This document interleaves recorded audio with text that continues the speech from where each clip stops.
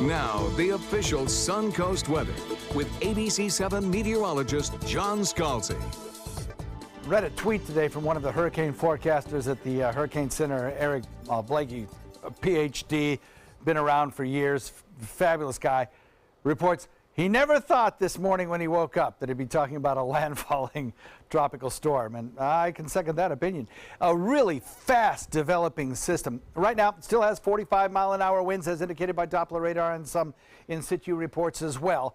The system made it onshore in Manatee County and continues to press eastward across the region. It'll move across the peninsula today, re-emerging out in Atlantic waters tomorrow, and then perhaps regain in intensity, but it'll be out in the open water, so that's fine. I don't think it'll pose much of a problem at all to the shoreline from Florida on up through North Carolina, mostly because its forward speed is going to be so fast that don't really see it being a big issue, and it'll be far out to sea. You know, we might get some high wave action, but that's about it. We still have some watches and warnings up for our area. We have a flood watch up for the entire area, and some river flood watches are beginning to be hoisted for a couple of days down the road when we'll see areas like Horse Creek and the Little Manatee start to exceed bank fill, but we're talking about some minor flooding here. We have tropical storm warnings up for our area waters. Obviously, not a good day for boating. And rip current advisories up for all the area beaches as well. Not a good day for swimming or kite surfing, etc. We do have some inland tropical storm warnings now issued. They've extended those further inland.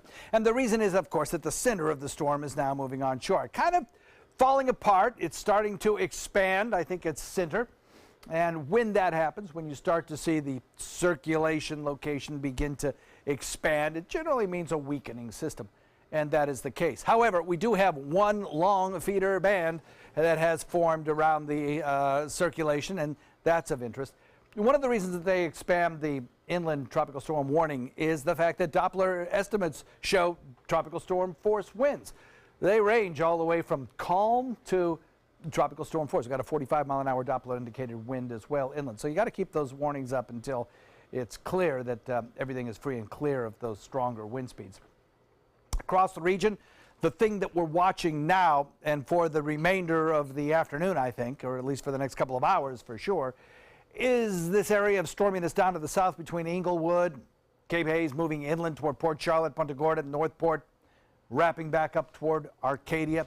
Especially the southern part of this, a line has formed of these storms that are moving kind of one after another over the same general area. And that kind of motion of storms can certainly lead to some flooding situations. Now, I do think we'll see that line continue to try and push south slowly so that eventually I think we'll see those storms end up over different locations over the course of the next hour or so, which would be excellent if that happens. If it sets up that becomes a stationary line, we got some more problems, but hopefully it won't.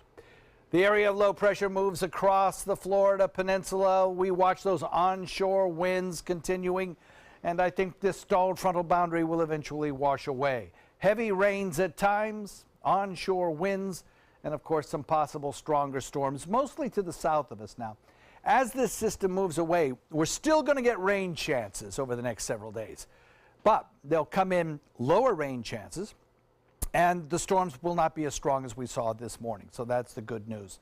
Forecast shaping up like this for the remainder of the afternoon. I think we still have good rain chances. I might trim back that 100% rain chance just a little bit, maybe down to the south. That might still be that high.